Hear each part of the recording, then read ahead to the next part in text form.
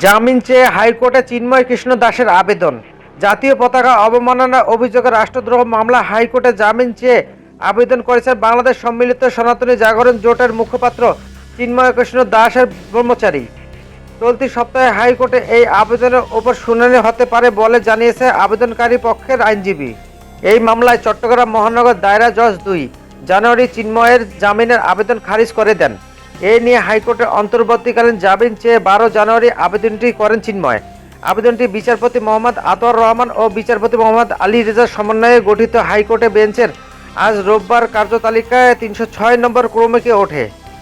রাষ্ট্রদ্রোহ মামলায় গ্রেফতার চিন্ময় কৃষ্ণ দাসের জামিন নামঞ্জুর হওয়া নিয়ে গত বছরের 26 নভেম্বর চট্টগ্রাম আদালত প্রাঙ্গণে সংঘর্ষ হয়। এ সময় আইনজীবী সাইফুল ইসলামকে পিটিয়ে ও কুপিয়ে হত্যা করা হয়। রাষ্ট্রদ্রোহ মামলায় জামিন নামঞ্জুর হওয়ায় পর চিন্ময় কৃষ্ণ দাসকে গত বছরের 26 নভেম্বর কারাগারে নিয়ে যাওয়া হয়। পরদিন জামিন শুনানির দিন ধার্য থাকলেও আইনজীবী হত্যার প্রতিবাদে কর্মবিরতির ডাক দিলে আদালতে কার্যক্রম বন্ধ থাকে। পরে আদালত গত 3 ডিসেম্বর শুনানির দিন ধার্য রাখেন। সেদিন চিন্ময়ের কোনো আইনজীবী উপস্থিত না থাকায় আদালত শুনানির জন্য 2 জানুয়ারি পরবর্তী দিন ধার্য রাখেন। সেদিন জামিন আবেদনের নামঞ্জুর হয়।